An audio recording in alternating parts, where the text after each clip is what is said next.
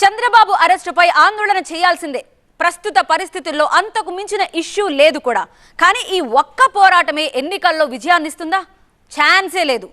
ఎవరిని అడిగినా చెప్తారు ఈ విషయం. మరి పార్టీ పెద్దలకు ఇది అర్థమవడం లేదా? అరెస్టుపై నిరసనలతో పాటు ప్రజా సమస్యలపైన పోరాటం చేయాలని ఎవరూ చెప్పక్కర్లేదా? మరి ఆ యాంగిల్ను ఎందుకు మిస్ అవుతున్నట్టు? ఇప్పటికీ వైసీపీ వ్యూహానికి తగ్గట్టే టీడీపీ నడుచుకుంటోందా? అందులో నుంచి బయటపడలేకపోతోందా?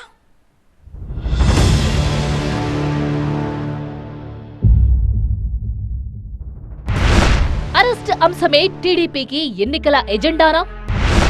సానుభూతి ఓట్లుగా మారుతాయన్న గ్యారంటీ ఉందా? సమస్యలపై పోరాటం చెయ్యకున్నా పర్వాలేదా? ఈ ప్రశ్నలకు టీడీపీ సమాధానం చెప్పుకోగలదా? అయినా ఏంటి స్తబ్దత?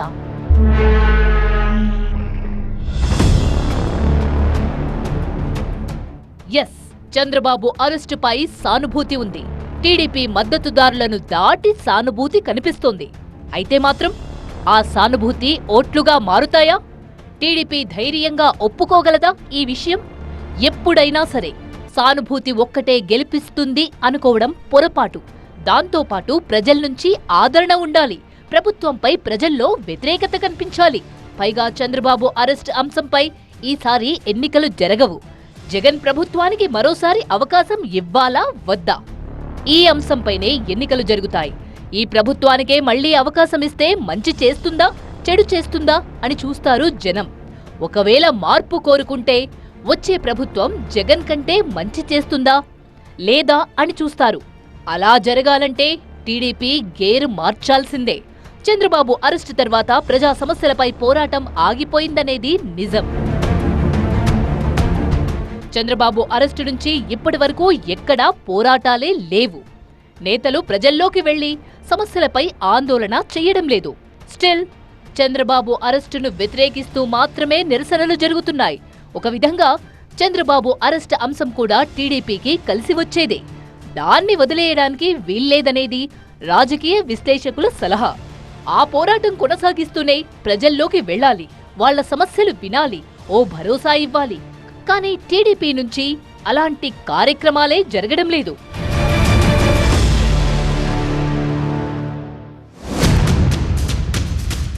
ఒక విధంగా ఇదంతా సీఎం జగన్ ట్రాప్. ఒక్క టీడీపీనే కాదు, పవన్ కళ్యాణ్ను కూడా ఈ ట్రాప్లో పడేయగలిగారు. ప్రజా సమస్యలపై, ప్రజా వ్యతిరేకతపై ప్రతిపక్షాలు మాట్లాడకుండా చంద్రబాబు అరెస్ట్ అక్రమం అనే అంశం చుట్టూనే తిరిగేలా చేయగలిగింది వైసీపీ. పైగా చంద్రబాబు అరెస్ట్ అక్రమం అనే సీరియస్ పాయింట్ నుంచి తమకు తెలియకుండానే పక్కకు వెళ్లారు టీడీపీ నేతలు. బాబుకు జైల్లో ఏసీ లేదు, స్నానానికి వేడి నీళ్లు లేవు, బరువు తగ్గారు అనే అంశాలు అనుకోకుండా హైలైట్ అయ్యాయి. చంద్రబాబు అరెస్టుతో పోల్చితే ఇవన్నీ చిన్న విషయాలే.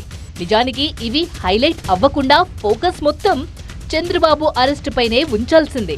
ఒక మాజీ ముఖ్యమంత్రిని, 40 ఏళ్ల అనుభవమున్న రాజకీయ నాయకుణ్ణి, 73 ఏళ్ల చంద్రబాబుని అరెస్ట్ చేశారు అనే సానుభూతిని మరి కాస్త కంటిన్యూ చేయాల్సింది పోయి తెలియకుండానే విషయాన్ని డైవర్ట్ చేస్తున్నారు. ఇప్పుడు ఇది కూడా మారింది. హెల్త్ బులెటిన్ రిలీజ్ చేయడం లేదు. ఆ బులెటిన్లోనూ బరువుకు సంబంధించిన అంశం ఉండడం లేదు. ములాఖత్లను తగ్గించారు. ఈ అంశాలపైకి డైవర్ట్ అయింది. టీడీపీ నాయకులు ఆలోచించాల్సింది చంద్రబాబు అరెస్ట్ ఎంత సీరియస్ అనేదే జనాల్లో నానాలి తప్ప ఆ అంశాన్ని మించి పక్కకు వెళ్లకూడదు. కానీ ఇష్యూ పక్కకు వెళ్తోంది. మరోవైపు టీడీపీ క్యాడర్ మొత్తాన్ని చంద్రబాబు అరెస్టు చుట్టూనే తిప్పడంలో అధికార వైసీపీ 100% సక్సెస్ అయింది. వైసీపీ పాలనపై ప్రతిపక్షం నుంచి నెగిటివ్ క్యాంపెయినింగ్ ఆగిపోయింది. ఇదే వైసీపీకి మేజర్ అడ్వాంటేజ్ కాబోతోంది.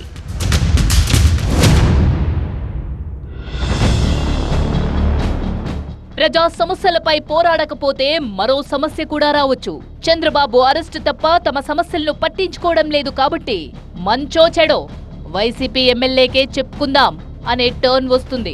ఇంతకు మించిన అడ్వాంటేజ్ వైసీపీకి ఏముంటుంది? జనం వైసీపీ ఎమ్మెల్యేల దగ్గరికే వెళ్లడం అంటే గడప గడపకు మన ప్రభుత్వం కాదు, ఆ గడపలే ప్రభుత్వం దగ్గరకు వెళ్తున్నట్టు. ఎంత పెద్ద కార్యక్రమం రూపొందించినా ఇలాంటి మార్పు రాదు. అందుకే రాజకీయ విశ్లేషకులు ఓ సలహా ఇస్తున్నారు. చంద్రబాబు అరెస్టు అంశంపై టీడీపీ ఎన్నికలకు వెళ్లలేదు కాబట్టి ప్రభుత్వ వైఫల్యాలు ఏమున్నాయో గుర్తించి ప్రజలకు వివరిస్తూ వెళ్తేనే ప్రయోజనం ఉంటుందని చెప్తున్నారు.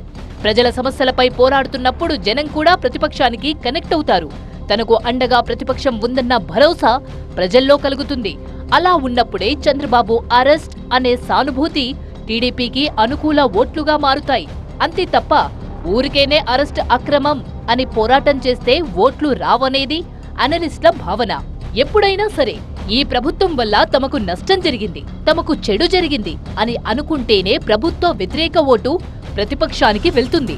చంద్రబాబుకో, లోకేష్కో, భువనేశ్వరికో నష్టం జరిగితే దాన్ని తమ నష్టంగా భావించరు. ఈ విషయం ప్రతిపక్షాలు బాగా గుర్తుపెట్టుకోవాలి.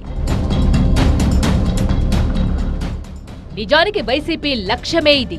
ప్రజా సమస్యలపై పోరాటాన్ని పక్కదారి పట్టించడం అనేది వైసీపీ విసిరిన వల. అందులో టీడీపీ అగ్రనాయకత్వం నుంచి కార్యకర్తల వరకు అందరూ ఇరుక్కున్నారు. వైసీపీ లక్ష్యానికి అనుగుణంగానే టీడీపీ కూడా పనిచేస్తోంది. ఇప్పుడిక ఇందులోంచి బయటకు వచ్చే పరిస్థితి కూడా లేదు. చంద్రబాబు లేనిదే ఏమీ చెయ్యలేమని ఆల్రెడీ ఓ బలమైన సిగ్నల్ పంపారు. నియోజకవర్గ స్థాయి, జిల్లా స్థాయి నేతలు సైతం కేవలం ప్రెస్ మీట్లకే పరిమితమవుతున్నారు. గత 40 రోజులుగా ప్రజా సమస్యలపై టీడీపీ చేపట్టిన పోరాటం ఒక్కటీ లేదు. న్యాయానికి సంకెళ్లు, దీపాలు వెలిగించడం, చప్పట్లు కొట్టడం వీటికే పిలుపునిచ్చింది. నిజానికి రెండింటినీ కలుపుతూ జనంలోకి వెళ్లాల్సింది. చంద్రబాబు అరెస్టు వల్ల ఇన్ని ప్రజా సమస్యలపై పోరాటం ఆగిపోయింది అనిపించేలా ఉండాల్సింది. అప్పుడే చంద్రబాబు తమ కోసం అరెస్ట్ అయ్యారన్న భావన ప్రజల్లో కలిగేది. ఇలాంటి వ్యూహం టీడీపీలో కనిపించడం లేదు. అటు లోకేష్ కూడా ఎక్కువగా ఢిల్లీ చుట్టే తిరుగుతున్నారు. సీనియర్ నేతలు మంగళగిరి, రాజమండ్రికి మాత్రమే పరిమితమవుతున్నారు. కీలకమైన ఓట్ల తొలగింపుపై టీడీపీ పోరాటం కనిపించడం లేదు. ఈసీకి ఫిర్యాదు దగ్గరే టీడీపీ పోరు ఆగిపోయింది. ఈ దసరాకు మేనిఫెస్టో రావాల్సి ఉంది. ఇప్పటి వరకైతే ఎలాంటి హడావిడి కనిపించడం లేదు. జనసేన పొత్తులోకి వచ్చింది కాబట్టి అభ్యర్థుల ఎంపికను మళ్లీ మొదటి నుంచి చేపట్టాలి. సో ఎలా చూసుకున్నా చంద్రబాబు బయటకు వచ్చేంత వరకు ఇవేమీ జరగవని అర్థమైపోయింది. మరోవైపు చంద్రబాబు బెయిల్, క్వాష్ పిటిషన్లు వాయిదాల మీద నడుస్తున్నాయి. అందుకే నారా భువనేశ్వరితో ప్రచార కార్యక్రమాలను రూపొందించింది. నిజం గెలవాలి అనే పేరుతో రాష్ట్ర వ్యాప్తంగా పర్యటించేందుకు టీడీపీ ప్లాన్ చేసింది. చంద్రబాబు అరెస్టుతో ఆగిపోయిన భవిష్యత్తుకు గ్యారంటీ కార్యక్రమాన్ని తిరిగి ప్రారంభించాలని టీడీపీ నిర్ణయం తీసుకుంది. అంటే అటు చంద్రబాబు అరెస్ట్, ఇటు ప్రజా సమస్యలపై ఒకేసారి పోరాటానికి రెడీ అవుతోంది. ఇది ఎప్పుడో మొదలవ్వాల్సింది.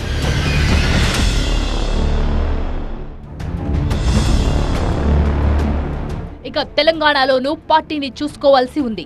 ఇప్పటికైతే 30 సీట్లలో అభ్యర్థుల్ని ఫైనల్ చేశారన్నారు. మరో 87 మంది లిస్ట్ సిద్ధంగా ఉందన్నారు. వీటిపై నిర్ణయం తీసుకోవాల్సింది చంద్రబాబే. అటు తెలంగాణలో జనసేనతో పొత్తు గురించి కూడా తేలాల్సి ఉంది. ఒక్క చంద్రబాబు అరెస్టు వల్ల ఈ కార్యక్రమాలన్నీ ఆగిపోయాయి.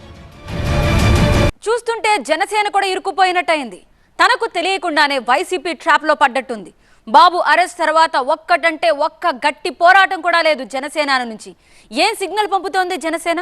ఆయన ఉంటే నడుస్తుంది, లేకపోతే ఆగిపోతుంది. ఇదేనా చెప్పదలుచుకుంది? టీడీపీ జనసేన పొత్తు సంగతేమో గాని వైసీపీ మాత్రం సైలెంట్ గా తన పని తాను చేసుకుపోతోంది. వచ్చే ఏప్రిల్ వరకు వైసీపీ చేసుకున్న ప్లాన్ చూస్తే మైండ్ బ్లాక్ అవ్వాల్సిందే. ఇంతకీ ప్రతిపక్షాలు ఎక్కడ వెనకబడినట్టు?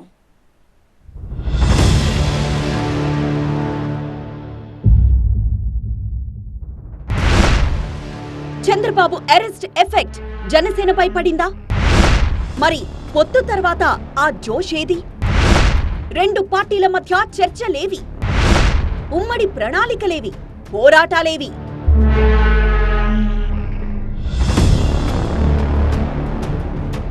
నిజం నిష్ఠూరంగానే ఉంటుంది. ఏవో అక్కడక్కడ రెండు పార్టీల జెండాలు కలిసి కనిపించడం తప్ప నిర్మాణాత్మకమైన పోరాటాలే లేవు. ఉన్నాయని టీడీపీ, జనసేన చెప్పుకోగలవా? కలిసి పోరాటాలు చేస్తున్నామని చెప్పగలరా? చంద్రబాబు అరెస్ట్ ను జనసేన ఖండించి అంతటితో ఆపేసింది. రెండు పార్టీలు కూడా పొత్తులపై ఎలా వెళ్లాలన్న దానిపైనే కమిటీలు వేసుకున్నాయి తప్ప ప్రజా సమస్యలపై పోరాటం గురించి ఇప్పటిదాకా మాట్లాడుకోలేదు.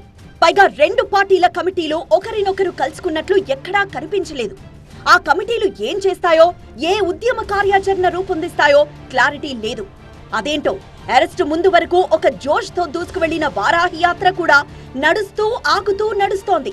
షెడ్యూల్లో గ్యాప్ దొరికితే ఆంధ్రప్రదేశ్కొచ్చి వారాహి యాత్ర చేస్తున్నారు తప్ప సీరియస్ గా జనంలోకి రావడం లేదన్న భావన కలుగుతోంది. మరి ముఖ్యంగా ప్రజా సమస్యలపై పోరాటాన్ని జనసేన కూడా ఆపేసినట్లు కనిపిస్తోంది.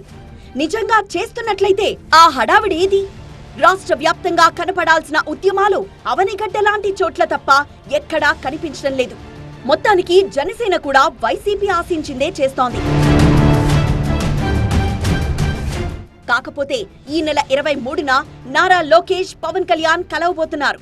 ములాఖత్ తర్వాత అది రాజమండ్రిలోనే ఈ ఇద్దరు కలుసుకోబోతున్నారు. ప్రజా సమస్యలపైన, ఉమ్మడి పోరాటాలపైన చర్చించబోతున్నారు. అదే రోజు సంయుక్త ప్రకటన కూడా ఉంటుంది. నిజానికి టీడీపీతో పొత్తు ప్రకటించి 40 రోజులైంది. ఈ 40 రోజులు అత్యంత విలువైన కాలం. రెండు పార్టీలు కలిసి పోటీ చేస్తాయనగానే ఒక జోష్ కనిపించిన మాట వాస్తవం. సరే, ఈ నిర్ణయం నచ్చని వాళ్లు వెళ్లిపోవడం లేదా తమను తాము సర్ది చెప్పుకోవడం జరుగుతూనే ఉంటుంది. కానీ అదే ఊపులో ఉమ్మడిగా పార్టీ కార్యక్రమాలు రూపొందించుకొని ఈ పాటికే ప్రజల్లోకి వెళ్లుంటే సిచ్యువేషన్ మరోలా ఉండేది. కానీ అలా జరగలేదు. సో ఈ 40 రోజుల కాలాన్ని వృధా చేసినట్లే. పోనీ చంద్రబాబు అరెస్ట్ కు ముందు జరిగినంత ఉత్సాహంగా జనసేన కార్యక్రమాలు ఉండడం లేదు. 4వ విడత వారాహి యాత్ర సోసోగా నడిచింది. అంటే చంద్రబాబు అరెస్ట్ ఇంపాక్ట్ జనసేనపై కూడా పడిందనుకోవాలా? వైసీపీ వేసిన వ్యూహంలో పవన్ కళ్యాణ్ కూడా చిక్కుకున్నారనుకోవాలా? లేదంటే ఎన్నికలకి ఇంకా సమయం ఉందని లైట్ తీసుకున్నారా? మరోవైపు జనసేన నుంచి ఒక్కో నాయకుడు బయటికి వెళ్లిపోతున్నారు. పొత్తు ప్రకటన తర్వాత జనసేన నుండి కూడా ఊహించని విధంగా రాజీనామాలు చేస్తున్నారు. పైగా పవన్ కళ్యాణ్ తెలంగాణలో పార్టీ వ్యవహారాలు చూసుకోవాల్సిన టైం వచ్చింది. జనసేనతో పొత్తుపై పవన్ కళ్యాణ్ తో మాట్లాడతామని తెలంగాణ టీడీపీ ప్రకటించింది. మరోవైపు BJP state chief Kishan Reddy వచ్చి పవన్ కళ్యాణ్ తో మద్దతుపై మాట్లాడి వెళ్లారు. సో ఒంటరిగా పోటీ చేయాలా లేదా రెండింటిలో ఏదో ఒక పార్టీతో పొత్తు పెట్టుకోవాలా అని నిర్ణయించుకోవాల్సిన సమయం వచ్చింది. ఓవైపు సొంత బలం వెళ్లిపోతోంది. కలిసి నడవాల్సిన ఉన్న టైం దాటిపోతోంది. ఓవరాల్ గా ఏం చేయాలో తెలియని పరిస్థితిలో ఉంది జనసేన. టీడీపీ, జనసేన ప్రజాక్షేత్రంలో లేకపోవడంతో వైసీపీ ఏమీ మీనమేషాలు లెక్కిస్తూ కూర్చోవడం లేదు. వచ్చే ఎన్నికల్లో గెలుపు కోసం అవసరమైన అన్ని అస్త్రాలను సంధించడానికి వైసీపీ రెడీ అవుతోంది. ప్రజా ప్రభుత్వ వ్యతిరేకతను సాధ్యమైనంత తగ్గించుకోవడానికి వైసీపీ ప్లాన్ చేస్తోంది. కొత్తగా మరిన్ని సంక్షేమ పథకాలకు రూపకల్పన చేస్తున్నారు. ఒక విధంగా రాజకీయ వ్యూహంలో జగన్ చాలా ముందుకు దూసుకువెళ్తున్నారు. టీడీపీ, జనసేనలో ఇదే స్తబ్దత మరో 2-3 నెలలు కొనసాగితే మాత్రం ఖచ్చితంగా వైసీపీకే అడ్వాంటేజ్ అవుతుంది. ఇప్పటికే వచ్చే ఎన్నికల వరకు ఎవరెవరు ఏం చేయాలన్న స్కెడ్యూల్ తయారు చేసుకుంది అధికార పార్టీ. దసరా పండగ ముగిసిన తర్వాతి రోజు నుంచే డిసెంబర్ 31 వరకు ఆంధ్రప్రదేశ్ వ్యాప్తంగా బస్సు యాత్రకు ప్లాన్ చేశారు. ప్రతి ఎమ్మెల్యే, ఎంపీ ఈ బస్సు యాత్రలో పాల్గొంటారు. పైగా మొత్తం 175 నియోజకవర్గాలను చుట్టేస్తూ ఎమ్మెల్యేల అధ్యక్షతన నియోజకవర్గాల్లో బహిరంగ సభలు పెడుతున్నారు. ఓవైపు బస్సు యాత్ర నడుస్తుండగానే దసరా నుంచి వచ్చే ఫిబ్రవరి వరకు నాన్ స్టాప్ కార్యక్రమాలకు పక్కాగా ప్లాన్ చేసింది వైసీపీ. ఆ తర్వాత ఫిబ్రవరిలో మేనిఫెస్టో విడుదల చేయబోతున్నారు సీఎం జగన్. వాలంటీర్లు, గృహ సారథుల ద్వారా మేనిఫెస్టోను ప్రజల్లోకి పంపించి గ్యాప్ ఇవ్వకుండానే ఎన్నికల ప్రచారానికి వెళ్తారు. ఇది వైసీపీ ప్లాన్. అధికార పార్టీ ఇంత అడ్వాన్స్ గా వెళ్తూ ఉంటే ప్రతిపక్షాలు మాత్రం ఇంకా డైలమాలో ఉన్నాయి.